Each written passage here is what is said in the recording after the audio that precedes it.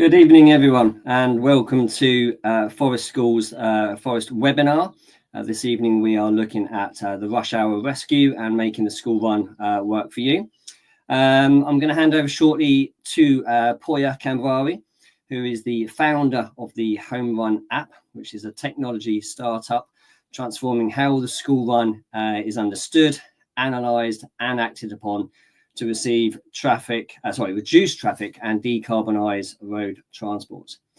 Pooya has degrees in engineering and masters in corporate law and an MBA from the University of Cambridge, receiving the prestigious Directors Award before embarking on his entrepreneurial career.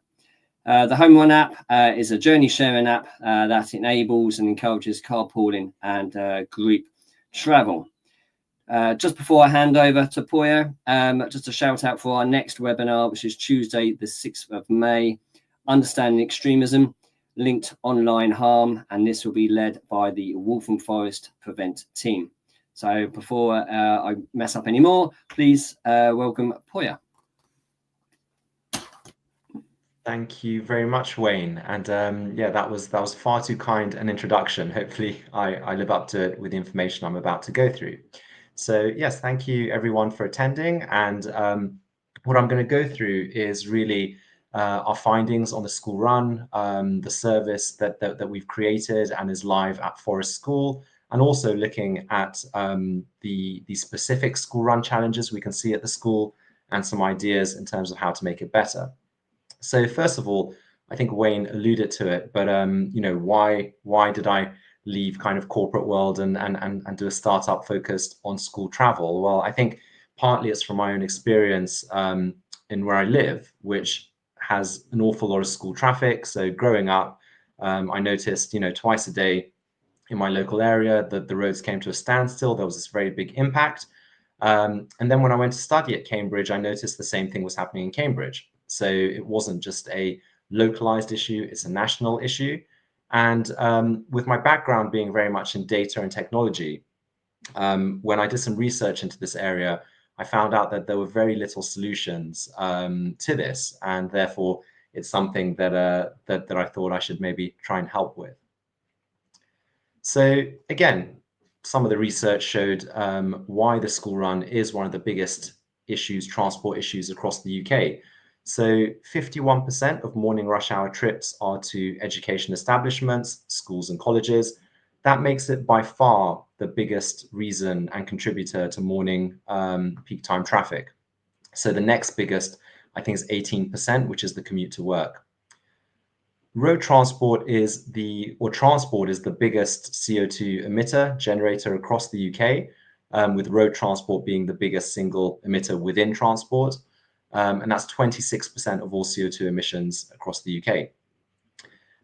Children are exposed to 5 times more air pollution on the school run than any other time of the day. And one statistic that I don't have here is, but is true, is that at the 4 p.m. pickup coincides with the highest number of road safety accidents. So you can see that really when schools are in session, there's a lot of issues that come out of that. And of course, anecdotally, you only have to kind of look around your roads during half term or during school holidays to kind of see that impact for yourself. One thing to say is the school run is getting worse. So this data is from the National Travel Survey. And what it's showing is that across the last 23 years, so from 2002, when this data has been collected, the green line, which is the average of walking to school, has stayed the same. Cycling and train are very low in general. Bus usage, the blue line, has gone down from 18% of journeys to 12%, and car usage, driving to school, has actually gone up from 32 to 37%. So despite all the money that's kind of being spent by the government, and you hear a lot of, talk about how active travel, in particular walking, cycling rates are up, and to be fair, they are up quite considerably in London. But nationally, the school run is actually getting worse. So yeah, really, I thought take you through some of our thinking is, what are the key factors that generate school run traffic and emissions? So there's 3 key factors. There are others, of course, but 3 key ones. One is journey distance and time. So the biggest indicator of how a journey is undertaken is how far away you live from the school. The pupil age, so of course, older children are much more likely to travel independently or use coach services, whereas younger children are often dependent on the parent, and you see higher driving rates. And the final one is realistic alternatives to driving. And when I say realistic, I mean it's the parent who has to find it realistic. And that's the one that I've highlighted, and we'll get around to why I've highlighted that in a second. First thing to say is that these trends, they all point towards higher car usage and emissions for independent schools, mainly because independent schools are selective and therefore the catchments are much wider. People are traveling in from much further distances, whereas in many state schools, the catchment's quite tight, and a lot more people can walk to school. There are other factors as well to do with traffic, which means, not just your school, but surrounding schools. And of course, just a few other large independent schools near you are Bancrofts and Chigwell, who, when you put all this kind of car usage together, you get quite bad traffic. So why have I highlighted the realistic alternatives to driving? Because that's the one that I think we can do something about. We can't make you live closer to the school. Your children will grow older by themselves, but it is just making sure that there are realistic alternatives, and that will reduce the driving rate. So for us, what we did is we've identified parents as the key decision maker here. So of course, as children get older, they will often make more and more decisions themselves. But for most of school life, despite PESTA power, it is ultimately the parents who decide how their children get to school, not the school, not the council, no one else really. So what we've identified as what's driving parental decisions on how to get to school, there's 5 key criteria. So it's safety, convenience, cost, and then health and the environment, which are 2 secondary factors which we'll come to. But the average parent, safety, convenience, and cost are the 3 biggest, and by far the 3 biggest kind of factors in deciding how their child gets to school. And of course, it does raise the question of why environmental impact and health. We all know that air pollution is very bad for our children. We all know that, getting exercise is very good. So why are they lower factors in how we decide things? And we think, there's two key reasons for that. One is a general lack of awareness about the environmental factors, the health factors, but I think that is improving now. There's been a lot in the papers, with ULEZ, with all these things about the risks of air pollution and also the benefits of active travel. So I think really the key one is the second one we've written down here, which is a lack of perceived agency. Now, what do we mean by that? We mean that I think a lot of parents think, okay, if I change my habit, if I undergo or forego some convenience and, do a journey that isn't quite as convenient as driving, that's going to make no difference at all because, I'm just one person, one car, and that's not going to make a difference. So I think what we're trying to do with Home Run, and we'll come to this, is really create this community solution, which says, well, if enough parents make that choice, then ultimately it's better for everyone. And the next slide is, how not to think about changing behaviors. So the blue outline where a kind of average parent is thinking about safety, convenience, and cost. I've just compared that with a yellow one, which, there are people who think this way as well, who are very much focused on health and environment and less so about the other factors. And of course, for example, cycling on a busy road, you could argue that the health and the environmental factors are higher up than potentially safety. Now, I think the worst thing to do for anyone who thinks differently is, why don't they just do what I do? There's many reasons why people find different travel modes either open or restrictive. And again, that's not a way of changing behaviors. And again, another thing about behavior change is that it rarely happens from 0 to 10. So to give an example about that perennial conflict between car drivers and cyclists, that I think is pretty unique to the UK, actually. In countries like Holland, we don't have this kind of slight identity politics around transport modes, but I think it does exist in the UK.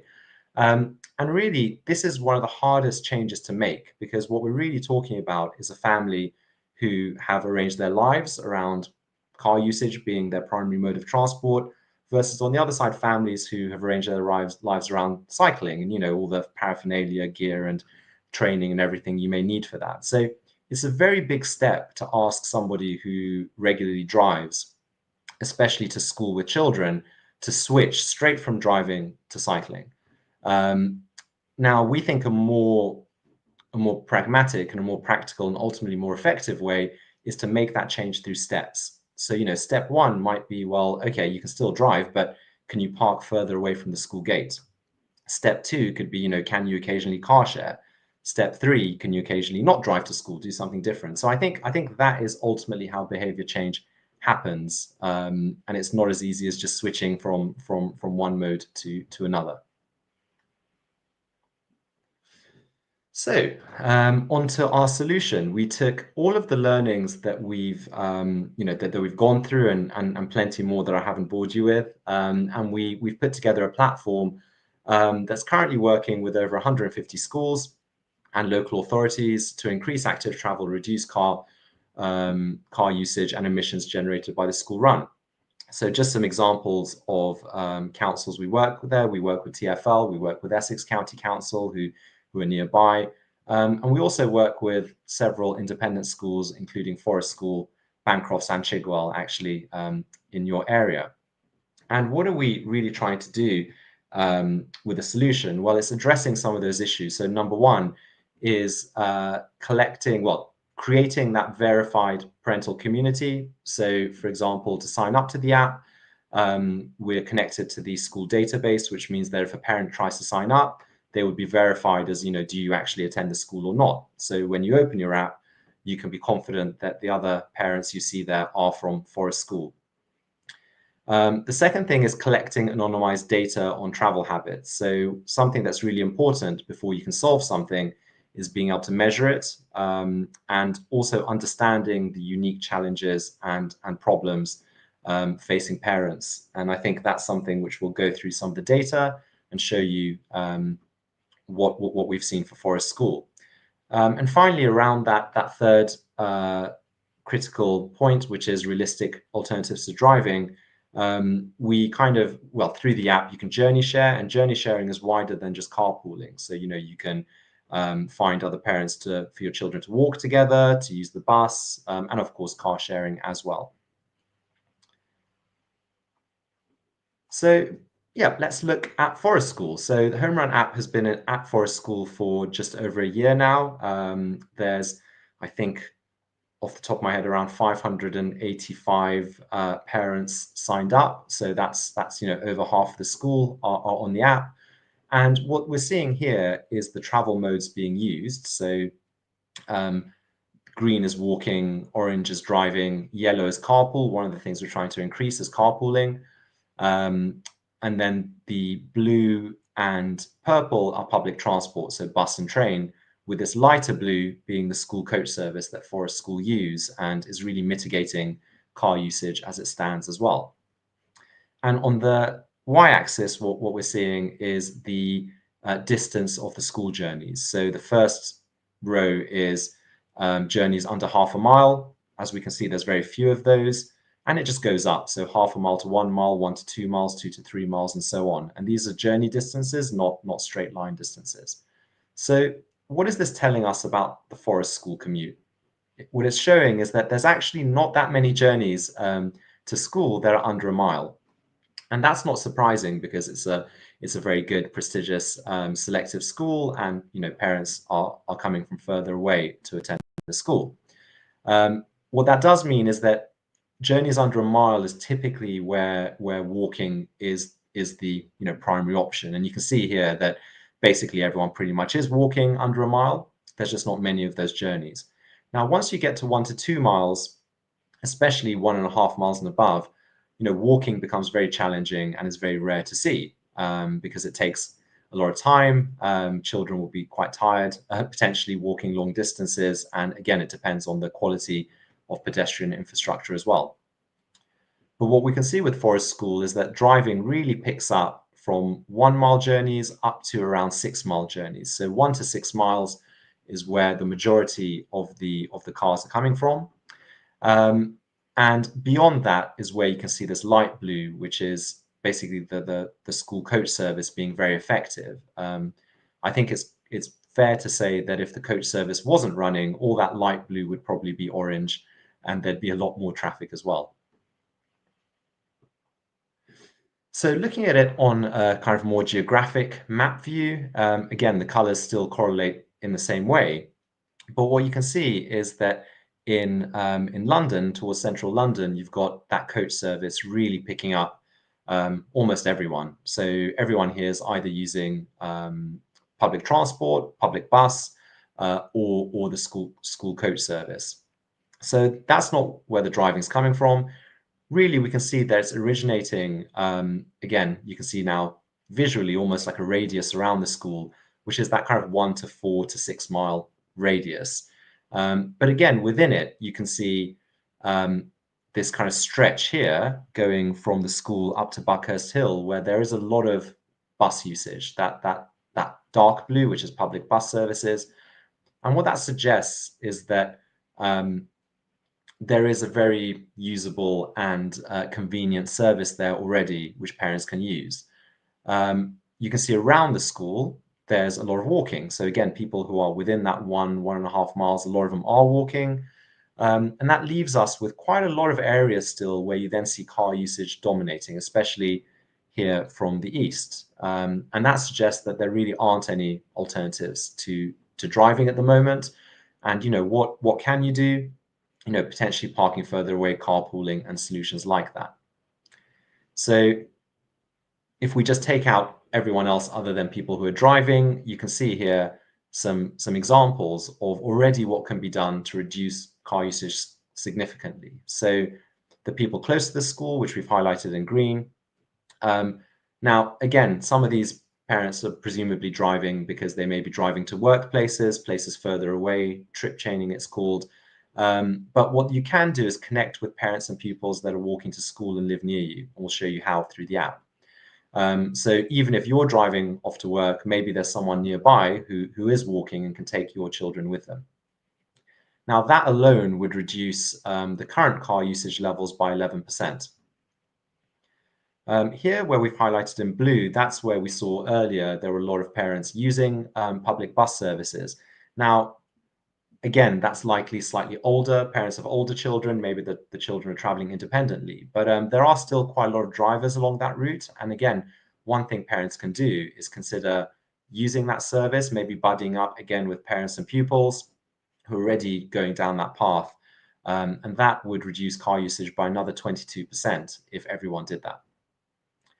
And finally, the two areas I've highlighted in orange, which is where we saw that there wasn't really any usable provisions to get children to school other than driving.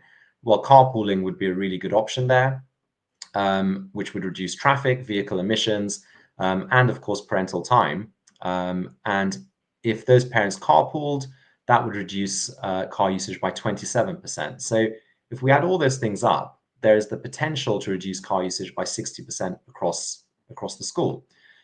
Even if only half the parents manage to change to some of these suggestions, that's still a 30% reduction, which if you had that kind of reduction, you would notice it. You would literally notice around the school gate, going to school, that it would be a much more pleasant journey with much less cars zipping around.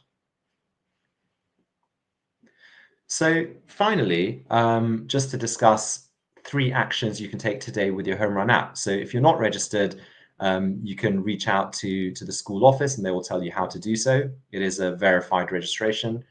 But 3 actions you can take on the app. So number 1, you can already open the app and see who from Forest School lives near you and is open to journey sharing. So there's an option which will show you a list of parents by approximate distance away from you who've registered that they're open to journey sharing. And at current count, there's 385 parents who are on there and open to be contacted.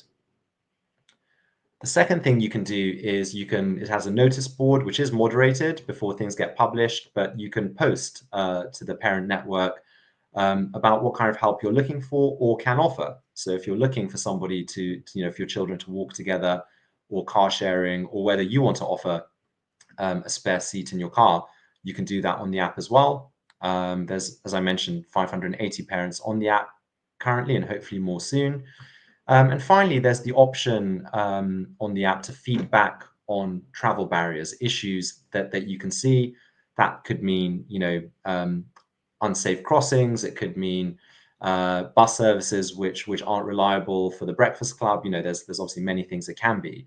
But if you feed that back, that is anonymized, as is really everything in the app.